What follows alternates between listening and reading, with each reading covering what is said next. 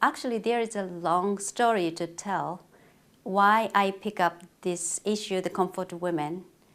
I need to go back to my origin, actually. I was born and grew up in Nagasaki City in Japan, which witnessed the Second Holocaust in 1945. And on the day when the US pilot dropped the atomic bomb over the Japanese citizens, my mother was a primary school student playing with her doll at home. And my mother lived in the city center, which was the prime target of the atomic bomb. But fortunately or unfortunately, the sky was clouded.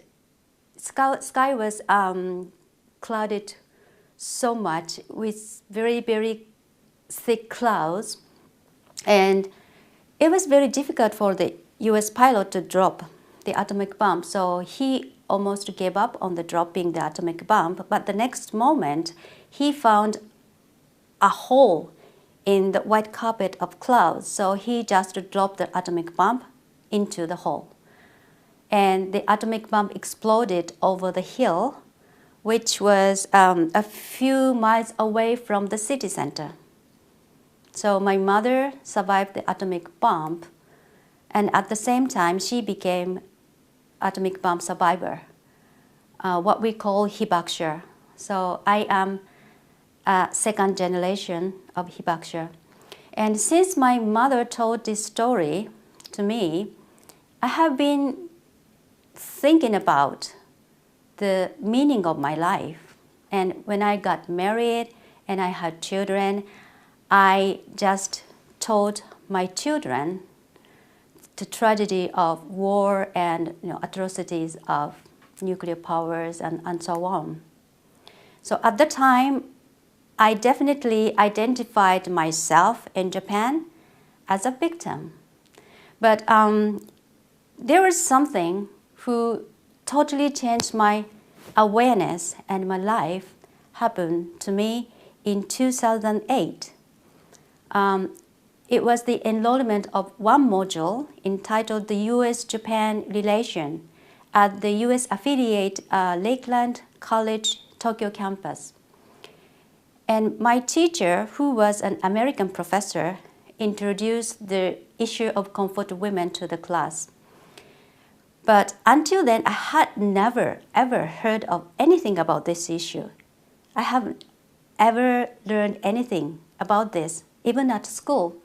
So what I saw, read, and heard in the classroom was extremely shocking.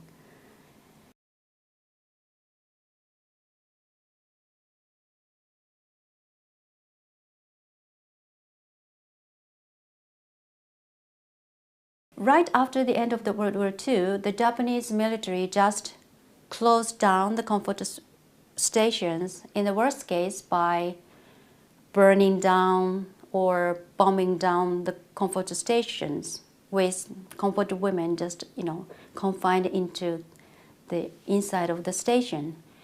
So, and at the same time, the Japanese government destroyed all relevant documents just right after the end of the World War II. That was the one reason why it was very difficult to prove from the National Archives. And this issue is very, very sensitive because it has much to do with the sexual harassment, including rape. So it was really difficult for even survivors to identify themselves as former comfort women. But in collaboration with the international feminist groups, mostly South Korean feminist groups and Japanese feminist groups, one very, very brave Korean survivor broke the silence in 1991. That unearthed this controversial issue from the unburied history. Since then, 234 survivors came out and many of them have sued Japanese government for their war crimes. This issue is not restricted to Japan. This issue is a very universal issue. And the United Nations has admitted this issue as their issue about the violation of human rights against women.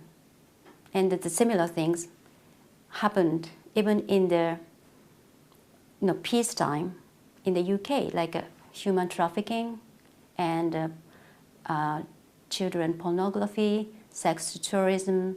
So I would like to re-examine this issue from the different perspective by inviting experts from different disciplinary.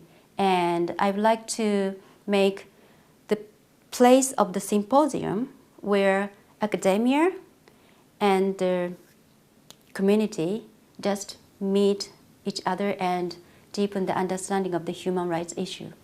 Every country has a very negative, dark side of history, which is full of lessons we should learn from. And then maybe we cannot make the same mistake again.